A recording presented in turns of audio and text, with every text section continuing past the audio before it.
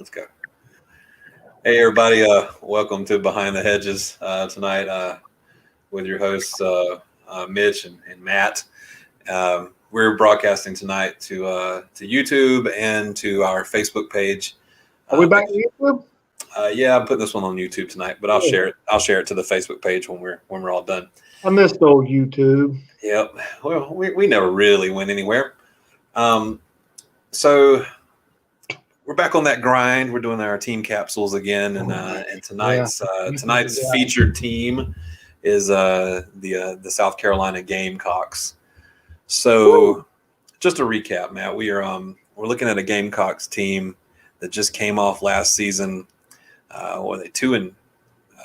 Is that right? 2-8, which wound up costing Coach Muschamp his job. Ooh. They promoted Bobo to interim head coach.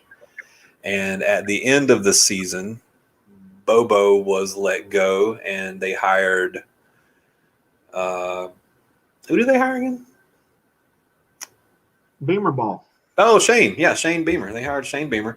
And Bobo is now gone over to Auburn, right? So man, I just want to talk about Kevin Steele. I mean, just to be really honest with you. Let me break this down. Let me break this down for y'all who don't understand what this man just stumbled into. Auburn let him go. They owe him buyout money. Tennessee picked him up, and then they let him go after 2 weeks. He's going to make $5 million for doing nothing. Yeah, his buyout from Auburn. Because if Matt Ducati could make $5 million for sitting on my ass, guess what Matt Ducati would do? That. Yeah. So my hat's off to Kevin Steele. Well, that's a lot of money. Yeah. To not coach down. So his original buyout with Auburn was I think it was $5 million, right? And Tennessee has decided to foot the bill for about 20% of that. So they're going to give him $1 million, and Auburn's going to be on the hook for another. I think it's 4.1 or something like that. Anyway, wasn't Kevin Steele a Tennessee guy? I believe so. What are y'all doing? What are y'all doing? What are you? You just dropped $1 million for a guy to show up and go, "Yep, I'm here. Oh, now I'm gone. Well, here's $1 million. Thank you for your time." So I guess Josh Heupel is the new head coach of Tennessee, and I guess he's going to be bringing in his own staff. And they had to clear. I get it. I guess that's the way it works. But damn, that's an expensive. We don't need you, I guess. Yeah. Well, okay. Pay me $1 million.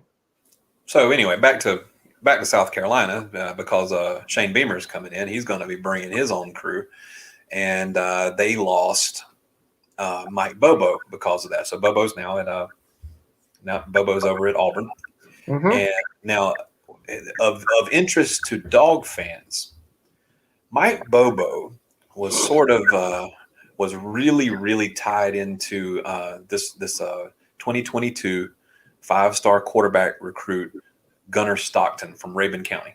All right. This guy, what is it? You said the Stocktons and the Bobos, they went to war together. Apparently, from what I've read, the Stocktons and the Bobos are like blood kin. They've gone to war together. And Stockton decommitted when Muschamp was let go and the rails came off. Right. And he's obviously going to follow Bobo over to Auburn. Because of the relationship with, fact check me on this, but I think I read that he was real close with Mike Bobo and had a lot of respect for Mike Bobo's father and the whole family, and they jihad very well together. So the strong presumption was that he would follow Bobo to Auburn. Mm-hmm. But that ain't what happened. And then we got notifications on our phones today. Gunnar Stockton, the number one high school dual threat quarterback in the nation, according to the 24/7 Posit, he's a 5-star quarterback, decided to come to UGA. That's exciting. That's real exciting. let me just simplify that for you.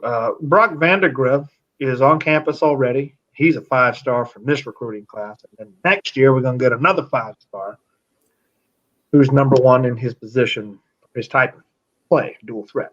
Mm-hmm. That's 10 stars a quarterback. What about JT? Now, here's why I go. We've seen this movie before, and I guess this is going. Am I excited? Sure, because collect all the action figures you can in the world of college football recruiting, especially the rare ones and the good ones. Mm-hmm. But we're gonna find out real quick if Kirby Smart learned anything from the Justin Fields fiasco. I just hope everybody who's coming there gets a fair shake this time around.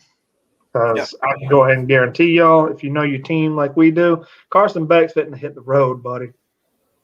He's not going to stick around to ride the pine. He'll probably give it 1 year, and it'll be like the year it's between him and Brock. And if he don't win it, then that'll be all she wrote. We'll lose Mr. Football, probably to some program like Florida or somewhere like that.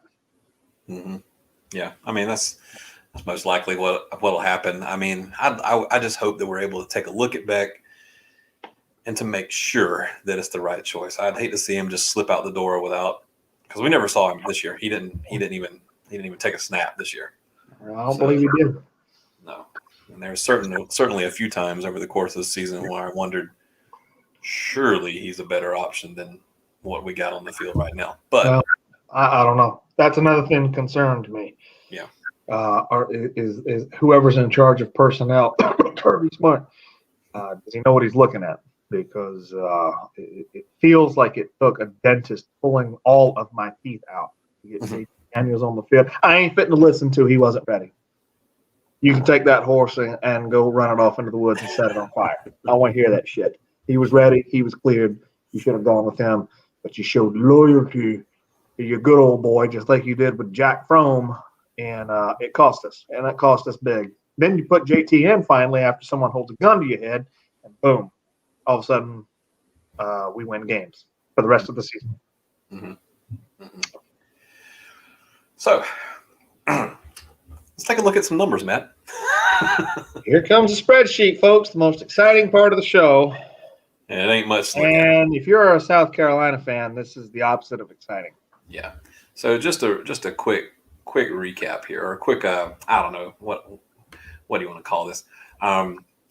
These guys up here, these top three, these are your quarterbacks, and then just below here you have I condensed it into running backs and receivers, because to be honest with you, it's basically cumulative yards or yards from scrimmage. Once you get past Deshaun Fenwick, there wasn't really anybody who had more than about 100 yards from scrimmage.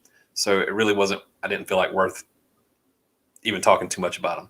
But what you need to know is that Shi Smith and Nick Muse, South Carolina's two best pass catchers here, are both seniors. So could they return? Yeah, they could, but they are seniors. And we know that Deshaun Fenwick, who was a running back, he was the backup to Kevin Harris. Deshaun Fenwick has decided to transfer to Oregon State, so he's going to be a Beaver. Now he's a legacy over there. I think his dad played for Oregon State. He's from that area, so those folks are real happy to get him, and more power to them.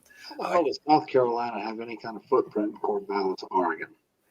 Yeah, I haven't. Well, I mean, look at Helinski. I mean, Helinski came from Washington State, so I don't get it. This is the thing. This is what this all means, folks. South Carolina is a dumpster fire, and they're going to go through the growing pains of a first-time head coach. You can write these sumbitches off, and I'm ready for that. I'm tired of South Carolina being a thorn.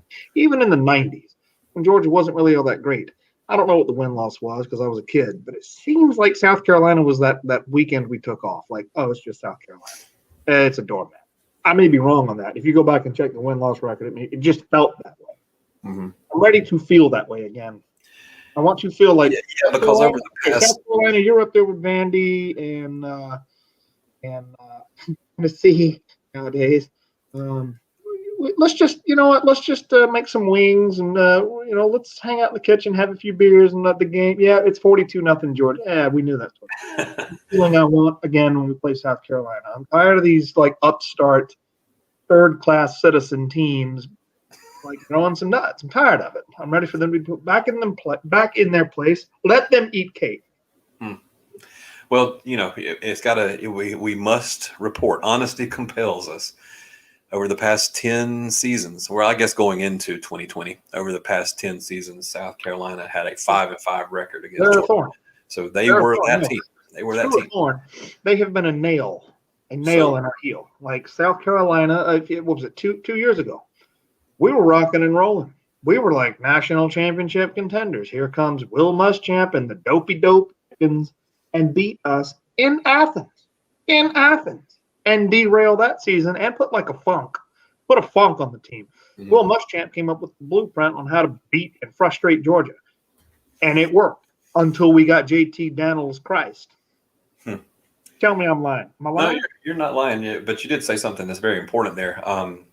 For all of South Carolina's faults, I got to say, and for all of Coach Muschamp's faults, I got to say that the guy had a knack. He is a defensive-minded coach, and that puts it lightly. He has had a knack of drawing up the best game plan, especially for Georgia.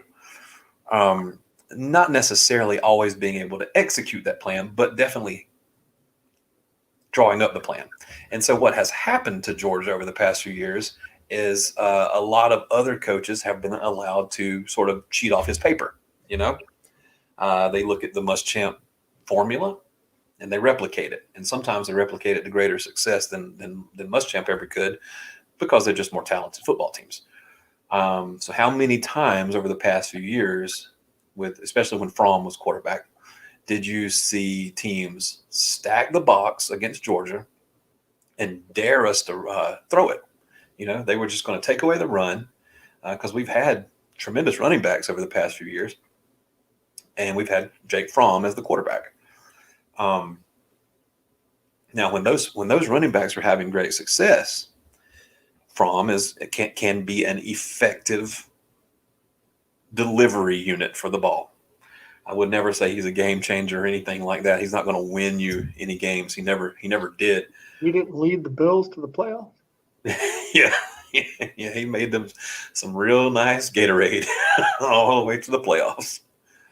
I heard a rumor that they had Fromm rooming in a facility away from the team, like a hotel room or something like that.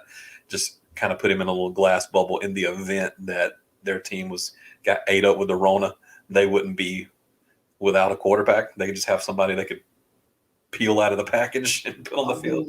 That's true. I believe they did that after Denver took a nosedive into the deep end of the Rona pool.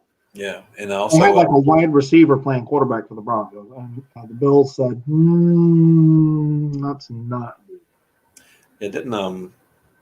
Was it the Saints that also went through a little bit of that, or maybe I'm? Well, I don't know. I read that story. I don't. NFL can walk off a bridge as far as I'm. Well, I'm kind of strangely excited about this Mahomes Brady matchup, but I don't want to get into that. But, okay. I'll probably watch that. But so the question is, if you don't know me already, know that the last time I got up and up about the NFL was when the Falcons made it to the Super Bowl against Tom Brady and had that lead and squandered it, and I'm still bitter. Mm-hmm.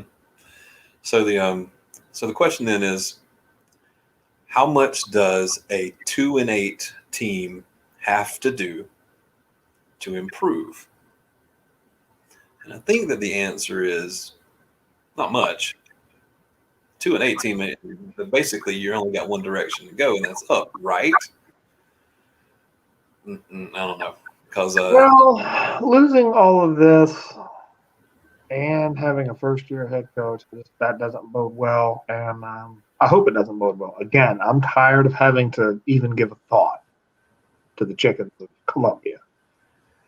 I'm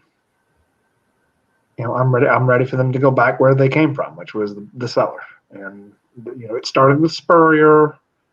They kept getting closer and closer, and it was a dogfight after dogfight after dogfight. And then they went on like a winning spree. Remember when Carolina beat? I don't remember how many. Was it like 3 years in a row? Oh yeah. Well, they had Alshon Jeffrey and Marcus Lattimore and Jadeveon Clowney and all those guys. Man, they had talent. Georgia is a blue blood. We rule from the divine right of kings. When you upset that, God gets mad. Yeah. So this 2-8 team is undergoing massive attrition. They're losing all these yards, losing all these tackles. They got a handful of guys in the portal. I think it was eight in the portal. Yep, right there. And 14 out of 14 in recruiting. So the highest rated recruit is a 3-star, 8 in the portal. That says it. Yeah, just taking a look at their recruiting class, and there's just nothing to write home about. There isn't anybody there that's going to come in and be an immediate game changer or even a contributor. They're in a bad way. Now I will say that I want to be real fair and say that Kevin Harris rushed for 1,100 some odd yards, and then he had another couple hundred yards in receiving yards. He had a decent season, 1,000-yard rusher. Okay, we didn't have a 1,000-yard rusher. Did anybody in the East have a 1,000-yard rusher? Don't think so. I mean, so Kevin Harris was a 1,000-yard rusher. They have recruited well over the past couple of seasons on the defensive line. They got Jordan Birch, very highly rated recruit, and I forgot that other guy's name. Jordan Birch like 19 tackles. Oh, he's a true freshman. I'll kind of give him a pass. I don't have anything to compare it to. Jordan Birch is a beast now. I mean, that's a talent. We wanted him. I still want him. I hope he would transfer to Georgia today. Yeah. Now Shiloh Sanders is another one of those talented players. That's Dion's boy, and he has decided to pack up and go play for his daddy. Dion's going to be coaching the Jacksonville State in Alabama. Mm-hmm. And so Jackson State. Yep, sorry. And so Shiloh's going to play with him. And I saw where he had actually been able to flip a couple of guys. Maybe even there was a guy that was committed to Georgia that I want to say there was, and I cannot remember his name. I want to say it was like a 4-star too. It was like not some. Yeah, it was somebody Man, I wish I had known. You brought that up, and I know that happened, and I can't remember who it was. Yeah. So anyway, that's it. So we talked last week about Tennessee's tragic fall. But here's the thing, man. Last year, Tennessee was a 3-win team, and we've seen what has happened with them. Last year, I don't mean to interrupt you, but real quick. Do you remember when Georgia played Tennessee, and the experts, the analysts, and the announcers, and the feeling was this could be the sexy upset pick. Tennessee could be. This is the sexy upset pick of the week. Remember that? 2020. Remember that? Yeah. Wow. Yeah, I remember hearing that. I remember hearing that same song and dance about the first 4 or 5 games for the Dogs. Here we rolled into Alabama undefeated and took a lead in the halftime. And then the wheels sort of came off after that. But man, nobody. We were supposed to lose to Auburn. We were supposed to lose to Tennessee. We were losing to Arkansas. So anyhow, my question is this. You saw what Tennessee did last year, and you saw what kind of attrition they have had since then. Now you saw what South Carolina did last year, and you see what kind of attrition they're having. Same kind of thing. Both teams are replacing head coaches. Let's go ahead and lump Vandy in there too. Vandy's replacing a head coach, and we're going to get to them eventually, I imagine. But they're losing a head coach, and they didn't win anything last year. So those 3 teams, South Carolina, Vandy, and Tennessee, are at the bottom of the barrel in the SEC East. Right off the top of your head, right now, how do you see those teams finishing? In what order do you see them finishing next season? Could Georgia have more wins than those 3 teams combined? Oh, yeah. Absolutely, because those three teams are going to combine for 3 wins. One of them is going to lose all their games. One of them is going to beat that team, and then the other one's going to beat that team and the team that's going to lose all their games. So you got 3 wins there. Wow. Yeah. What? Well, I mean, I think this year with the return of the cupcakes, I don't know though. Tennessee lost to some cupcakes. The year before? Who was it? Georgia State. Yeah. Somebody else. I'm focusing just on the SEC schedule, just the conference schedule right now. Conference schedule. I don't see any. This team that we're looking at, Tennessee and Vandy, I do not see beating Missouri or Kentucky or Florida or Georgia or anyone they draw out of the West. Just in which order would those 3 teams finish? Because Mississippi State has shown us if they have an on day, you got to buckle up, despite how bad they really are. They have the ability to just, you know what, we're not playing for anything, guys. Just throw the ball 1,000 times. And when that happens, they don't care. And sometimes it works out for them. So I don't see these teams beating anybody in the SEC except themselves. Okay. But that's the question. Which order will these teams finish? These 3 teams, which order will they finish?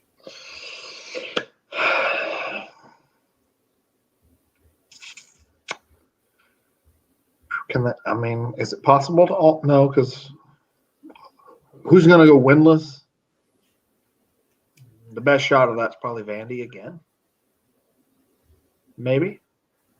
I'd have to see how what they're returning. I don't really know. I haven't really looked at their numbers. It would have to be Vandy was worse off than either of these 2 teams earlier last year. Plus, they have a new coach. I'm going to have to say Vandy will finish. And then I'm going to go Tennessee after that, and then South Carolina after that. Okay. So you see this team right here, as bad a shape as they're in, 13th, still being in better shape than Tennessee. Yeah, I think there's 14 teams. This will be the 12th. Tennessee will be 13, and Vandy will be last. There's probably still some holdover talent even on Tennessee's team and this team. Like Jordan Burch, that's a 5-star. Mm-hmm. Tennessee's losing a shitload. But I want to say there was some good. They have at least like a really good tackle coming. There's at least like one chess piece coming back. I don't think Vandy had any chess pieces to begin with. Yeah. That one kid could make that one play that gives them a win. Again, this is all against SEC teams. I think these guys will have some success on their their cupcakes. Mm-hmm. But then again, maybe not. I don't know. The East, people have said it's down for years. I think it's more down this year than it's ever been. Well, there's definitely some hierarchy, right? So those 3 teams we've been talking about are definitely the bottom tier. Then you got your middle tier of Kentucky and Missouri, and then you got your top tier, Georgia and Florida. And we all have opinions about Georgia, Florida, and we're going to look at Florida eventually. You know, they are losing a load. But I don't think they're going to be. I don't think they're going to be a shit show. I mean, they're going to take a step back. Trask and company. I mean, that was lightning in a bottle. Mullen found his players that fit in his system, and he had an offense that was hard to stop. But that's all they had. The defense trash. Mm-hmm. So a one-headed monster, and then pieces of that one-headed monster started to come in and out of the season at varying times, and you saw what happened. They weren't as effective. I mean, they were beat. They probably could have put 60 points on Georgia with that depleted defense we had. And then Kyle Pitts gets taken out by Lewis Seen, and they only score 6 points in the second half against Georgia. Mm-hmm. So it's they needed all their toys to do their thing. And when they had all their toys, you watch out. You better watch out for Florida 2020. Mm-hmm. When they don't have even just one piece, and as you saw in the bowl game against Oklahoma, almost none of the pieces, they were awful. They were bad. It was a bad team. Kyle Trask didn't win the Heisman because Kyle Trask couldn't take the game on his shoulders. He needed that Kyle Pitts throw. He needed Tony. He needed give me the names. Give me the names. So there's Pitts, Tony, and Starts with a P. It's not Pope. It's not Powell. oh my gosh. Yeah, you know who I'm talking about, though. He needed Grimes, and there Yes. was one more of them. And when he had all those pieces, and Dan Mullen was calling the plays, or at least filtering the plays through the offensive coordinator, who has now Tony Pitts, Grimes, and that's basically it. That's yeah. Well, that's all they needed. You couldn't stop them, dude. yeah. And but you're a one-trick pony. You throw the ball real good. Florida, hold on. Nope. Florida still didn't run the ball in 2020. Well, they are getting that 5-star running back from Clemson next year, but let's save that. We'll save that for a later date. We are actually coming up on the half-hour mark, and honestly, dude, I feel like you're probably right.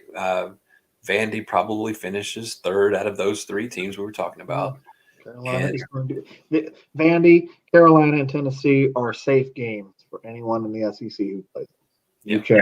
You can go grill and just have it in the background because your team is going to win. I don't think that any one of those teams can beat any team not named Vandy, Tennessee, or South Carolina. Now, maybe we do need to make a chart and keep track of how those three teams do against each other. It won't be a terribly complicated chart, but we'll see. I don't think those three teams are all three in big trouble. And, Kentucky's aight, Missouri's aight, Florida's pretty good, and Georgia, as long as we don't suffer the injury bug or just lay a turd, is going to be tough to deal with. That's all I'll say about Georgia in this show. We are going to be tough to deal with. I agree. I really think that I'm going to give the nod early on to South Carolina to finish top of the bottom, simply because I think Shane Beamer is going to be a little bit better than Josh Heupel. And that's it. I don't know that I can say Heupel did regress Central Florida. I believe they went undefeated, and then they went 12-1, and then they just kind of petered off. Well, actually, He has never been a head coach, though. I don't know that I'll give a nod to a first-time head coach over a guy who at least knows that has won 12 games.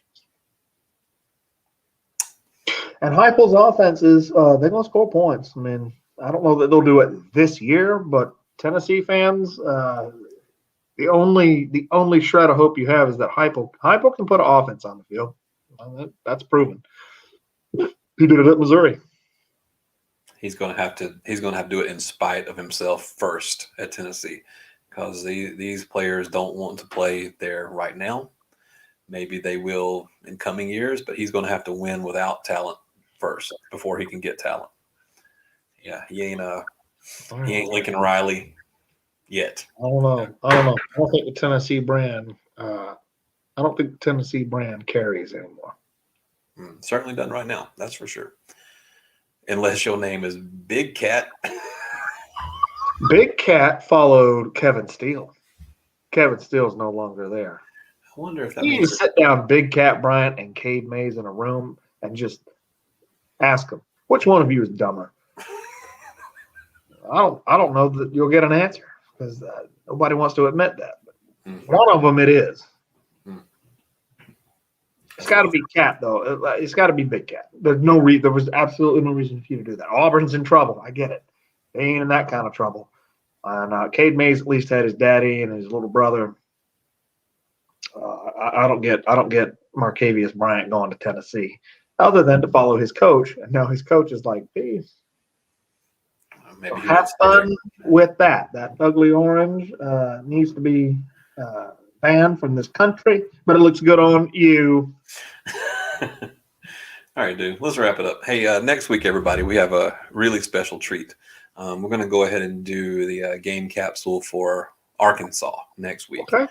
All right. Now, I think you told me that Thursday was not a good time for you. Thursday, our regular time, Thursday 9:30. Next Thursday won't be a good time, so we may need to switch that up.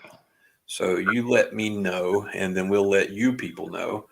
But we're going to have a couple of special guests. We're going to have our resident hog, Mr. Dargan Ware, is going to be on the show with us. That's for sure. That's for sure. I spoke with him this evening. He said he was down. He was ready to go. And a very special guest. And that's all I'm going to say about that. I don't want to say too much about that. But make sure all you folks that watch this, you need to just bring your little thing down, hit the bell, hit the like button. Yeah. Help us get this thing rolling. Yeah. This year, my goal is to get the equipment and get the setup where we can start to make this look, halfway decent.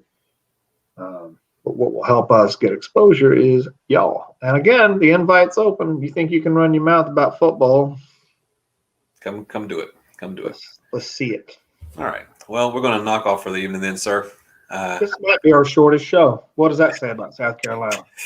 It says, I don't care about that. Wait till you see the Vandy show, 5 minutes and out. They ain't no good. Bye. Yeah. You hate to see it. Yeah. Click. All right, folks. Well, anyway, I'm Mitch and this is Matt, and we're gonna cut y'all loose. We'll see y'all next week sometime. Stay tuned. We'll let you know when that's gonna be. But like I said, very special guest next week, so make sure to be there. All right, later on. Peace.